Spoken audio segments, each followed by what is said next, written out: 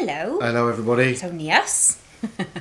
We were watching something on the news the other day, and both Mark and I looked at each other and said, "Bet they aren't any of them are Jehovah's Witnesses." No, What do we mean by that? Well, it's something that Mark and I've discussed ever since we left the religion, because it's something that you have a massive realization on so many things in your life once you leave, because it's things that you wouldn't necessarily have thought about when you had this Armageddon's around the corner business over your head the entire time you've been alive. That when you get rid of that and actually come down to the realization that this beautiful life we've all been given is it, until obviously the Bible's prophecies are fulfilled, but that it isn't around the corner and that we're all going to be doomed if we're not Jehovah's Witnesses. Once you get rid of that rot from your brain, you look at life and where you are with it. And when this article or this particular part on the news came up about this country is holding the wealthiest people in the world. And I didn't know that. Did you know that? No, I didn't know that. There's a lot of billionaires, a conglomerate of them living in the United Kingdom. Not all of them, but obviously we've got a very high proportion of multi-billionaires of all different nationalities now living in the United Kingdom, which I thought was fascinating. Didn't know that. Now, but they then went on to say in this same particular part on the news that a lot of these people are wealthy because of their inherited wealth. A large proportion of them. Yeah, I mean, if you look at wealth I've always said it like this, that wealth, we're custodians basically while we're alive, that we're looking after things. But this inheritance that they've received is from their family, because their family have obviously moved on and they've left them things on this earth for them to then enjoy in their life, and then they'll do the same to their children and their children after them. So that's how the inheritance side of things work.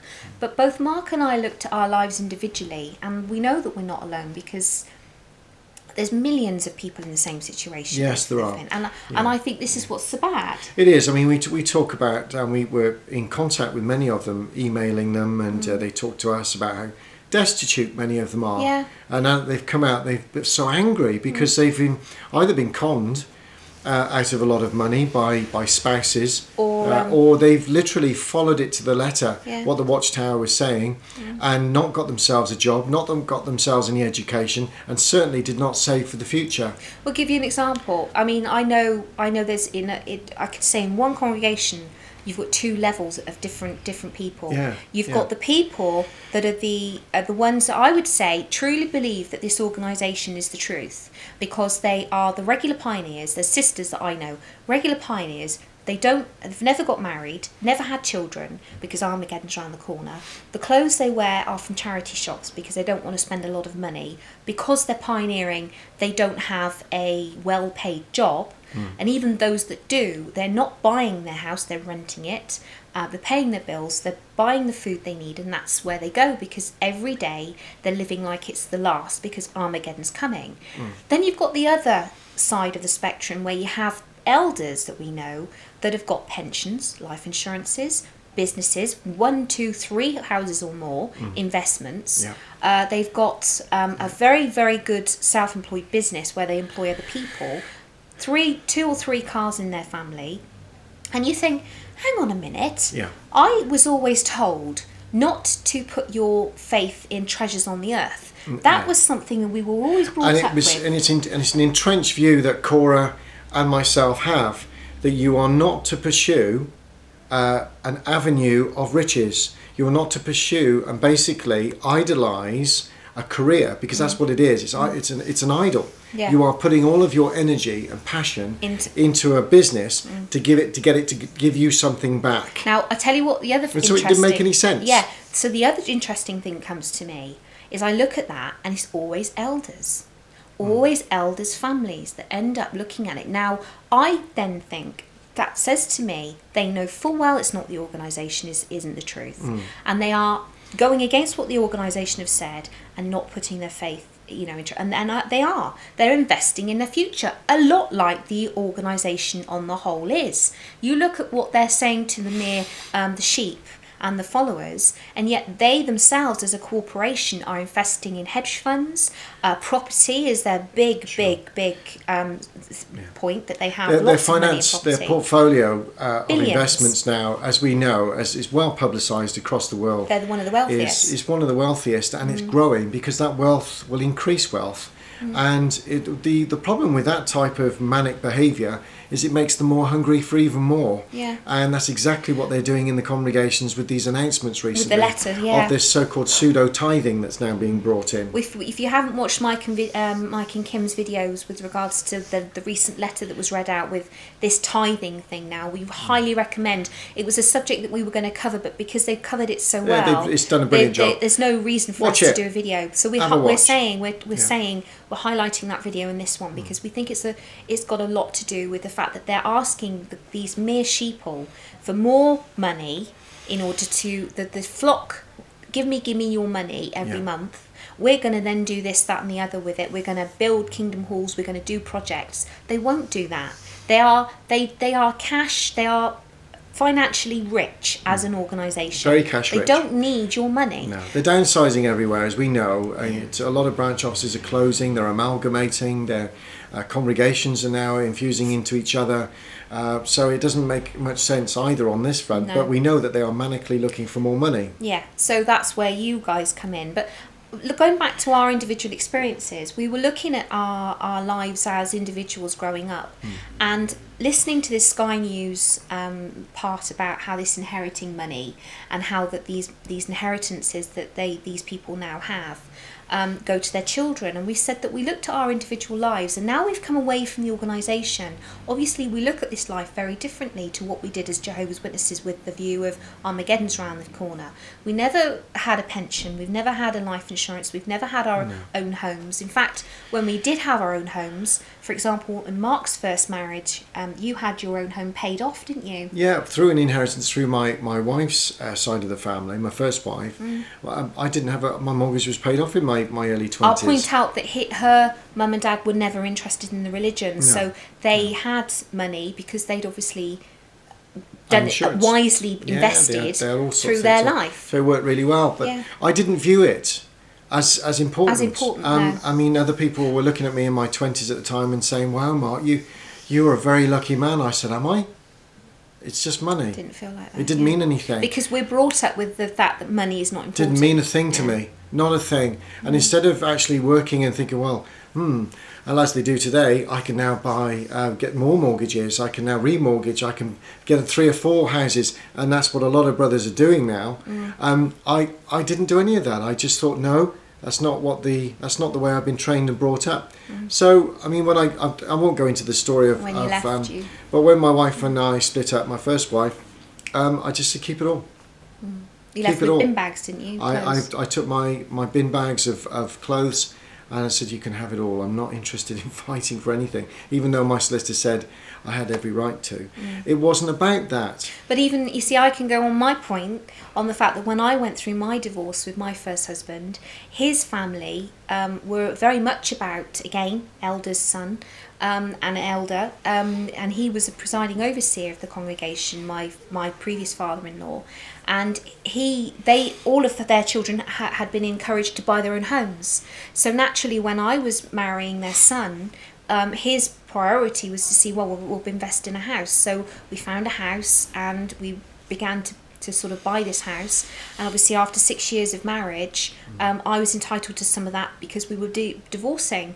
So when I came, I wasn't interested in the money. I was interested in helping my daughter and having something there for her for the next few years, but I was convinced not only would she not be the age she is now, which is 11, nearly 11, but I was convinced that Armageddon would have been here and gone by now, and that we'd have been going through the Great Tribulation, and that I just... all of this was not important. But my father, I mean, my parents, your parents didn't give you anything because they were the same. Their mentality was organisation thing of what's the point in having it and stuff. So Mark didn't receive anything from his parents because they didn't have anything. Again, it's not that's not important, but it is when you start to realise that actually it's a standard that then you follow as parents yourself. You can easily go down the same route with your children. But we were, as witnesses, I know we were going down that same route, because when I came away from my previous marriage, I came away with some money, but the first thing my father did was, rather than help me invest it wisely, or I think you should do this with it because that way you can start your future, he wanted it for himself to pay off his debts. But it didn't pay off his debts, because I didn't realise just how much in debt he was. But he did take all that money, and I was left with nothing. But it didn't bother me because I saw Armageddon round the corner. So, but I'm looking back now thinking, he took that from me. So when my mum died, my father couldn't even pay for her funeral because he had nothing, still has nothing. But he, beside the point. But at the end of the day, money is not important to somebody who is so indoctrinated in their brain that Armageddon is just around the corner, that they live for now and not for the future, because their future in this system's not around anymore. No. So any debts they accumulate in this system doesn't matter, because they'll be gone. Well, we know what happened in 1975, didn't we? Or in 1974, should we say, with people taking out great big loans, knowing how dishonest is that? And then knowing that they're not going to have to pay them back anyway. And then obviously they were shattered afterwards when none of this came to any reality. And this is what we're trying to get at here, is that this Watchtower plays with people. And you've got these two classes of people that we see within the organisation: those that pursue the wealth, those that pursue careers, but do it under the guise of I'm an elder, and or a successful brother, one or the other. So they look like they're doing the spiritual side. So nobody actually looks at what are they investing in their everyday life. Because if you were to break that down, if that was somebody who wasn't an elder, the elders would be talking to him saying, it looks like you're pursuing worldly goals, why are you doing that? But because it's not a non-elder, it's normally an ministerial servant or an elder that's doing it, he's managing to reach out in the congregation as well as get the wealth for himself. He's not looked at. He goes under the guise. He goes under that radar. And that's why I say that. I mean, I look at my old father-in-law and I totally believe they don't really believe it's the truth. But they stay in it because of their position that they have. Social standing for a lot of them. Social standing. Because you take them out of that organisation and they would be nobody. As in, they'd just be Joe Blogs on the street. They haven't got the imagination to think. And I hope that if there are brothers out and sisters watching this now that are in that position, to think very carefully that you too can have a life. You just because we're not saying that having or pursuing a career and pursuing wealth within your business is wrong. It's not wrong. It's not wrong at all. No. What we're saying is that within this organisation, we are all firmly entrenched with the view that you should not be doing it. And there's not a magazine out there, not one Watchtower, that says it's okay to go ahead and do that. Because it doesn't.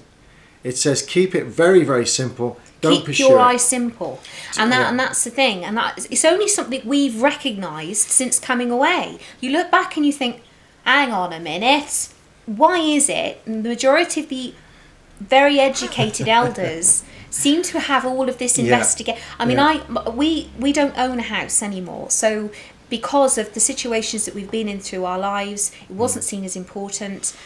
We rent. And so we haven't got anything that we can pass on to our children. But it's not. We'll educate them to not be in this position, so that when they have children, and we sat them all down recently, and we just apologised to them, because we said we look at you all and we think we're so sorry that we haven't got anything to give to you that you can then give to your children and set an example. But we said to them, the rot stops here. We are not going to follow in our family's examples and show them that there is nothing for them. Love, we'll give them all the love we can in the world. That's the most important most thing. invaluable thing. But also we'll also encourage them and show them that actually put a little bit of something by for yourself, because that's not going to harm you. It's not going to hurt you. It's not going to do anything. If anything, it will be a protection for you in this world we're living in, because there are things you can do and things you can't do, and I think that once you leave, you wake up more about that. You don't see it when you're in the organisation. No. To give you an example on that, I remember back in the 90s, there was a feverish activity suddenly. I don't know where it started from, but all of a sudden there were a whole group of elders in our congregation that decided, that's it. I'm giving up my high-powered job. I'm going to sell my home. I'm going to rent. And I'm going to get a part-time job as a window cleaner, and I'm going to pioneer. And one after another, all of these families started doing it. Yeah. And they put the rest of the congregation under such tremendous pressure to comply and do the same as they were doing. Because it looked like they weren't being spiritual enough. Sacrificing. And this is the interesting bit. They were sacrificing their jobs and their homes to go and do this. And to the organisation, very admirable. Circuit Overseers visit, look at that. Yeah. Medal on the chest. Spot on, everybody. But, interestingly... They've all started buying houses again. All these years later, they've all got houses again. They've all got jobs. They've stopped the pioneering side of it, and they've gone straight on to buying their own homes again. Some of them are window cleaners or whatever. But in circles, isn't it? Yeah, they've all gone back to thinking, hang on a minute, this is wrong. And so what we're trying to get is that the organisation's telling you one thing, but your natural inclination, your natural brain is saying, but I need to pursue a life of my own too. I need to have a job. I need to provide for my family. There's a reason why it's doing that. Yeah. And that's your inner conscience going, actually, this isn't right. I've read too much that isn't right within the organisation. I know there's one particular elder, one that I was saying that has got a few houses, he's got his own business, got a few people working for him, he's very well respected. People won't say a bad word against them because of the standing they have. And yet Mark went round to his house once and saw him on the internet looking at things with regards to against the organisation, things that would be considered apostate things, and he was looking at them. So you can't tell me that he's not awake, which tells me the reason why he's still in this organisation is because of the way he likes people looking up to him. And you take him out of that and suddenly, where is he? I think a lot of it is also down to the fact that they've invested so many years of their lives in it. That's all they know. And they think, actually, I might as well just stay where I am because what else is there? Well, you can have the best of both worlds. I can go on holiday twice a year. Yeah. I can really enjoy myself when I'm away from everybody. They can't see what I'm up to. And I can have a good life, but I've also got a good standing. Everybody respects me. And I've managed to cheat the Watchtower by getting myself a very wealthy man at the same time. And this is the point. Yeah. It doesn't make any sense when you break it down. The honesty factor comes in here. Because if you're being truly honest, you wouldn't have wealth in the Watchtower. No. You would have no wealth in the Watchtower. But the Watchtower wouldn't have the wealth either. No. With its hedge funding and its properties and all of the things that it's doing behind the scenes. So all those layers of dishonesty are creeping in. And I'm not saying, and Cora's not saying, that it's wrong for a brother to provide for his family and do well for himself. We think that's fantastic. What we're saying is, within the Watchtower atmosphere, it's totally wrong. Yeah. Their viewpoint on it is you should not be pursuing things of the world, but you should be not storing your treasures on the earth. Yeah. You should be storing them in heaven. When you do that, you are being... look at the contrast of what the publications are saying to what you're doing. And we're raising this because it's mucking about with your life. Yeah. It's tearing you apart inside. We look at our lives now and we think if only we had people educating us differently, but we had witness parents educating us the way that they were educated with their adult life, looking at their education, their financial income, future investments. They weren't important. No. And you look at that and you think, we are now a product of them not doing that we are starting from scratch. And you literally have to work double time to try and do that. And as I say, we're not going to have very much to be able to give to our children, but at least our children will not have the same mindset that we had growing up.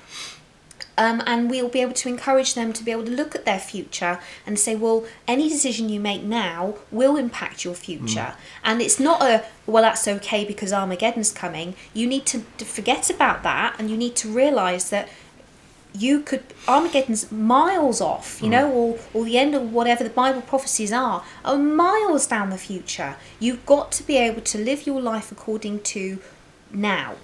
And make the most of it. Don't rush your life through just to get to where you think Armageddon's just coming. My mum was raised, I mean, she's dead now, but when she was a child, my grandmother raised both her and my auntie with the idea that they wouldn't even reach adulthood. Yeah. They are adults, they've had children, and I've had children, which means they're now grandparents, and my grandmother is a great-grandmother. So suddenly there's 2 more generations that have come along, and that child has grown up. She is now passed away. So, life happens like that. Life goes very quickly. For all those brothers and sisters out there that have followed it, that have complied with Watchtower doctrine, and have remained in relative poverty as a result, our hearts go out to you. Yeah. They really do, because you've complied with the groupthink. You've complied with these men in Brooklyn, and while they've got masses and amassed great wealth for themselves, you have become poorer and poorer, and you've restricted your life and become mental slaves as a result. And all those opportunities have been shut away from you. Yeah. And then I look at the other group that somehow have gone and pursued riches within the organisation. I find that very difficult to comprehend when you look at the other group that I've just mentioned. It just doesn't make any sense to me. No. What it does prove is that the whole thing is an absolute sham. An absolute sham. And my hearts go out to those people that have literally wasted their whole lives, decades of following something, when they might have had the true potential to be something really, really good, to flourish in their lives. You back to Rutherford, when Prohibition was on, he had, was it a $5,000 car? Cadillac. A Cadillac. 2 Cadillacs, wasn't it? Yeah, something like that. Yeah. And then, and also the best whiskey, even though it was Prohibition, he was actually shipping the stuff in for his own consumption. Yeah.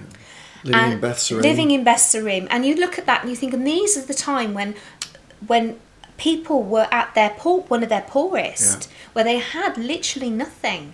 I mean, we're grateful for what we do have, and that's through hard work. Yeah. We don't have a lot, but what we have, we are generous with. I mean, to our fault sometimes. I mean, we've been stolen from a few times. My own father's stolen from us recently, in the last couple of years. And you think, how can you do that?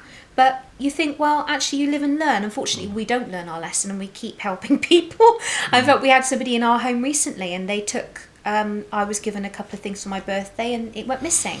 And the only people we had in our house were the people that we invited as guests. So unfortunately, that's where it is. But, I look at that and I think, well, I'll live and I'll learn. And I just will never do that to anybody myself. No. So you just think, well, I have to... I pray for that person and hope that one day they wake up and realise you can't do that to people, because it's not fair. And it's not nice. No, it's not nice. But there you go. But yeah. So we wanted to share with that about a little bit more. We're just rambling with this one, but it's about how we view it. Yeah, emotions how we coming view out. Riches within the society, how much riches there are in the society, but how much absolute devastatingly poor people there are at the very same time. Absolutely. And in the very same seats and in the very same kingdom halls. Yeah. And it's what a contrast between the poor and those that are wealthy within the same kingdom halls, and they're all supposed to be following the same doctrines. I mean, you look at that video about the Philippines when they had all that problem happen. Yeah. They took all the food out the fridge and the freezer, put the society's literature in there to protect it. So the things that they would need to survive such a devastation, they got rid of and put the society's literature in the fridge. So it shows you the mentality people have, that comes first in their lives. Their survival of their children and themselves when it comes to food, no. But the survival of the literature that's considered so precious that it's looked after in the fridge, come on. I mean, this is what we're saying. The mentality of people within the organisation, if they truly believe it is the truth, they are one way. If you've got another side of it where I think they realise it's not, but they like the society for other things it gives them, and they have a pursuing of things in this world, in this life, and it shows you in their everyday life. If you're a young person watching this and you're not yet baptized, don't get baptized. Think about this very carefully. Do not be rushed into being baptized. Do your research, have a look at the world for what it really is. Yes, there are some very ugly things in this world, but there are also some very beautiful things in this world.